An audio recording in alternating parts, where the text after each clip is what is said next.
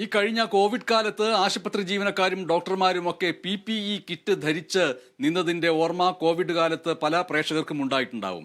ആ PPE kit വാങ്ങിയതിൽ വൻ ക്രമക്കേടുണ്ട് എന്നാണ് കൺട്രോളർ ആൻഡ് ഓഡിറ്റർ ജനറൽ ഇപ്പോൾ സൂചിപ്പിച്ചിരിക്കുന്നത്. തിരുവനന്തപുരത്ത് നിന്ന് വിഷ്ണു കരുണാകരൻ ചേരുകയാണ്. വിഷ്ണു കരുണാകരൻ, ഇതിൽ 10 കോടിയോളം രൂപയുടെ അധിക ബാധ്യത കോവിഡ് കാലത്തെ PPE കിറ്റ് വാങ്ങിയതിൽ ഉണ്ട്. അത് വലിയ ക്രമക്കേടാണ്.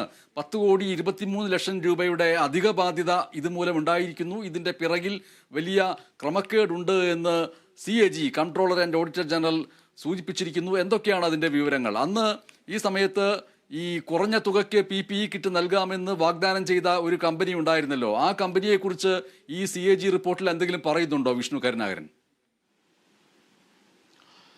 ബനേഷ്, തീർച്ചയായിട്ടും വലിയ അഴിമതി നടന്നിട്ടുണ്ട് എന്ന് തന്നെയാണ് CAG റിപ്പോർട്ട് സൂചിപ്പിക്കുന്നത്. അതായത് 10,23,00,000 രൂപ അധിക ചെലവ് വന്നതായാണ് കാണിക്കുന്നത്. പ്രതിപക്ഷം നേരത്തെ ഉന്നയിച്ച അഴിമതികൾ ശരിവെക്കുന്ന രീതിയിൽ തന്നെയാണ് CAG റിപ്പോർട്ട് ഇപ്പോൾ പുറത്തു വരുന്നത്.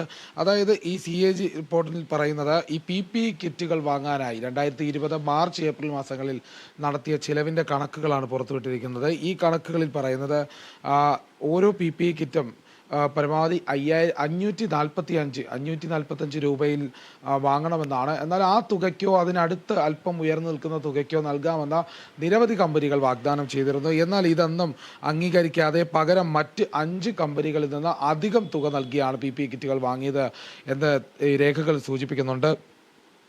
മെസ്റ്റേഴ്സ് and pharma, A&A trading ventures private limited, Messrs Innova കോഷ്യൻ private limited, BNS health aided limited, Messrs Kitex garments, ഇങ്ങനെ ഉള്ള കമ്പനികളിൽ നിന്നാണ്, ഈ 5 കമ്പനികളിൽ നിന്നാണ് അധിക തുക നൽകി ഇത് സർക്കാർ വാങ്ങിയിട്ടുള്ളത്.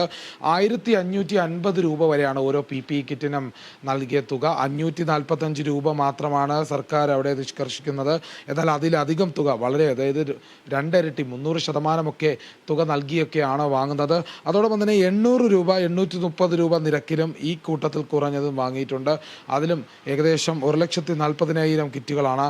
അതോടൊപ്പം തന്നെ ഈ പശ്ചാത്തലത്തിൽ സർക്കാർ നിശ്ചയിച്ച യൂണിറ്റ് നിരക്കിന് അടുത്തുള്ള നിൽക്കുന്ന 550 എന്ന വിലയ്ക്ക് PPE കിറ്റുകൾ വിതരണം ചെയ്യാൻ മെസ്റ്റേഴ്സ് അനിത ടെക്സ്കോട്ട് എന്ന പ്രൈവറ്റ് ലിമിറ്റഡ് എന്ന കമ്പനി വാഗ്ദാനം ചെയ്തിരുന്നു. മാർച്ച് 28, 2020 വാഗ്ദാനം ചെയ്തിരുന്നത്. അത് ശ്രദ്ധയിൽപ്പെട്ടിട്ടുണ്ട്. എന്നാൽ ഈ സ്ഥാപനത്തിൽ നിന്ന് 25,000 PPE കിറ്റുകൾ വാങ്ങാമെന്ന് വാഗ്ദാനം നൽകിയിട്ടുണ്ടെങ്കിലും സർക്കാർ എന്ന വെറും 10,000 കിറ്റുകളാണ് വാങ്ങിയത്. ബാക്കിയുള്ള കിറ്റുകൾക്കുള്ള ഓർഡറുകൾ ഇഷ്യൂ ചെയ്തിരുന്നില്ല. എന്നാൽ അതിന് പകരം 1,550 രൂപ വരെ, 800 രൂപ മുതൽ 1,550 രൂപ വരെ നിരക്ക് പറഞ്ഞ കമ്പനികളിൽ നിന്നും നിരവധി കിറ്റുകൾ വാങ്ങി. 800 രൂപ പറഞ്ഞ കമ്പനിയിൽ നിന്ന് തന്നെ 1,40,000 കിറ്റുകൾ വാങ്ങി. അങ്ങനെ ആകെ കണക്കുകൾ പരിശോധിക്കുകയാണെങ്കിൽ ഈ 5 കമ്പനികളിൽ നിന്നായി സർക്കാർ പറയുന്ന, അതായത് കേന്ദ്രത്തിൻ്റെ അനുമതിയുള്ള തുക 13.95 കോടി രൂപയിൽ വാങ്ങാമായിരുന്നു. എന്നാൽ അത് 24.18 കോടി രൂപയ്ക്കാണ് പൂർണ്ണമായും PPE കിറ്റുകൾ വാങ്ങിയത്. ഇതിൻ്റെ പിന്നിൽ വലിയ അഴിമതി ഉണ്ടെന്നുള്ളൊരു കാര്യം നേരത്തെ തന്നെ പ്രതിപക്ഷം ചൂണ്ടിക്കാണിച്ചിരുന്നു. അത് ശരിവെക്കുന്ന രീതിയിൽ തന്നെയാണ് ഇപ്പോൾ CAG റിപ്പോർട്ട് വന്നിരിക്കുന്നത്. ബനേഷ്, ഇത് പ്രതിപക്ഷത്തിന്റെ ശ്രദ്ധയിൽ ഇപ്പോൾ പെട്ടിട്ടുണ്ടോ? നിയമസഭാ സമ്മേളനം നടന്നുകൊണ്ടിരിക്കുന്ന ഒരു വേള കൂടിയാണല്ലോ. പ്രതിപക്ഷം അന്ന് പറഞ്ഞത് ഇപ്പോൾ യാഥാർത്ഥ്യമായിരിക്കുന്നു എന്നുള്ള നിലയ്ക്ക് പ്രതിപക്ഷത്തിന്റെ ഭാഗത്ത് നിന്നുള്ള പ്രതികരണങ്ങൾ വന്നിട്ടുണ്ടോ? ഇനി വന്നിട്ടില്ല എങ്കിൽ തന്നെയും ഇന്ന് തന്നെ ഇതുമായി ബന്ധപ്പെട്ട വലിയ വിമർശനങ്ങൾ പ്രതിപക്ഷം ഉയർത്തുകയും നിയമസഭയിൽ അടുത്ത ദിവസങ്ങൾ ഇതിൻ്റെ പേരിൽ പ്രക്ഷുബ്ധത ഉണ്ടാവാൻ സാധ്യതയുമുണ്ടോ? തീർച്ചയായിട്ടും ഇത് CAGയുടെ റിപ്പോർട്ട് വന്നപ്പോൾ തന്നെ ആരോഗ്യ മേഖലയ്ക്കെതിരായുള്ള കുറേ വിമർശനങ്ങൾ ഉണ്ടായിരുന്നു. ആരോഗ്യ മേഖല വളരെ മോശമായ അവസ്ഥയിലേക്കാണ് പോകുന്നത്. കോഴിക്കോട് മെഡിക്കൽ കോളേജിൽ മരുന്ന് ലഭ്യത കുറവ്, അങ്ങനെ നിരവധി വിഷയങ്ങൾ ചൂണ്ടിക്കാട്ടിയുള്ള വിഷയം ഇന്ന് പുറത്തു വന്നിരുന്നു. എന്നാൽ അതിനെല്ലാം ഉപരി ഈ CAG റിപ്പോർട്ടിനുള്ളിൽ ഒളിഞ്ഞുകിടന്ന ഒരു സംഭവം തന്നെയാണ്. അതായത് ഇതിന് ശ്രദ്ധയിൽപ്പെട്ട് വരികയാണ്. ഇനി അടുത്ത ദിവസങ്ങളിൽ ഏതായാലും ഇത് പ്രതിപക്ഷം ആയുധമാക്കാനുള്ള സാധ്യത വളരെ കൂടുതലാണ്. അതായത് CAG റിപ്പോർട്ടിൽ കൃത്യമായ രേഖകളിലൂടെ തന്നെ ഇത് വ്യക്തമാക്കുന്നത്.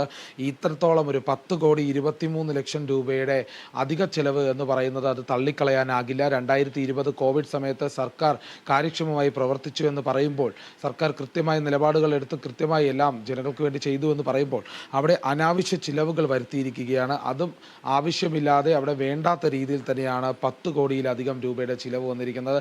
ഇത് നിസ്സാര വിഷയമായി തള്ളിക്കളയാനാകില്ല. ഏതായാലും പ്രതിപക്ഷം ഇത് ശക്തമായ ഒരു ആയുധമാക്കി സഭയിൽ ഉന്നയിക്കാനുള്ള സാധ്യത വളരെ കൂടുതലാണ്. വരും ദിവസങ്ങളിൽ ഇത് കാണേണ്ടത് തന്നെയാണ്. മനീഷ്. കോവിഡ് കാലത്ത് PPE കിറ്റ് വാങ്ങിയതിൽ വലിയ ക്രമക്കേടുണ്ട് എന്ന് കൺട്രോളർ ആൻഡ് ഓഡിറ്റർ ജനറലിന്റെ റിപ്പോർട്ട്. 10 കോടി രൂപയുടെ അധിക ബാധ്യത, കൃത്യമായിട്ട് പറയുകയാണെങ്കിൽ 10,23,00,000 രൂപയുടെ അധിക ബാധ്യത ഉണ്ടായതായി കണ്ടെത്തിയിരിക്കുന്നു.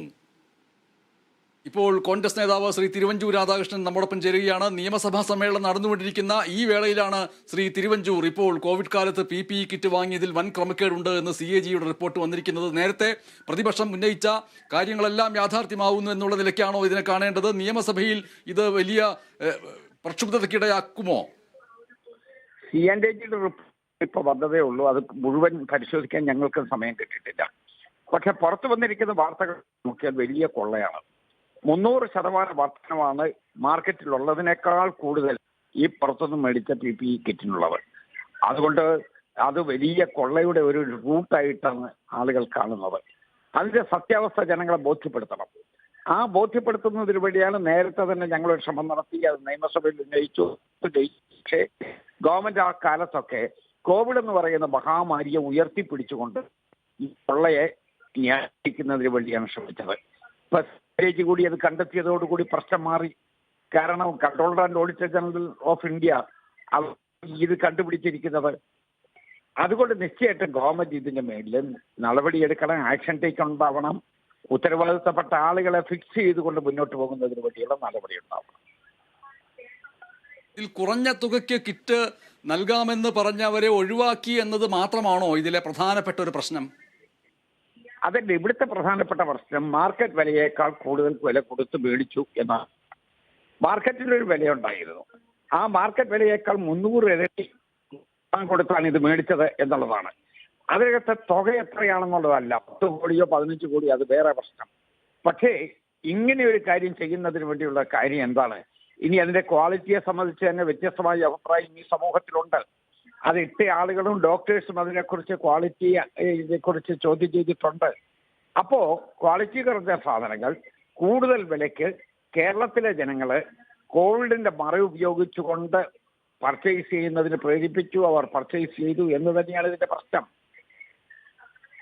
ഇതിൽ സാൻഫാർമ എന്ന കമ്പനിക്ക് മുൻകൂറായിട്ട് പണം നൽകി എന്നത് അടക്കമുള്ള കാര്യങ്ങൾ ഒരു ഭാഗത്ത് ഈ CAG റിപ്പോർട്ടിൽ സൂചിപ്പിക്കുന്നുണ്ട്. എൻ്റെ പ്രധാനപ്പെട്ട ഒരു സംശയവും ചോദ്യവുമായിട്ട് അങ്ങയുടെ മുന്നിൽ ഞാൻ വെക്കുന്ന ഒരു കാര്യം എന്ന് പറയുന്നത്, സംസ്ഥാന സർക്കാർ വലിയ സാമ്പത്തിക പ്രതിസന്ധിയെക്കുറിച്ചും സാമ്പത്തികമായ ബാധ്യതയെക്കുറിച്ചും പണമില്ലായ്മയെക്കുറിച്ചും ഖജനാവിലെ ശൂന്യതയെക്കുറിച്ചും സംസാരിച്ചുകൊണ്ടിരിക്കുമ്പോൾ തന്നെ അധിക ബാധ്യതയിലേക്ക് നയിക്കുന്ന നടപടിക്രമങ്ങളിലേക്ക് പോയിട്ടുണ്ടെങ്കിൽ അതിനെ എങ്ങനെയാണ് ഇനി നേരിടേണ്ടത്?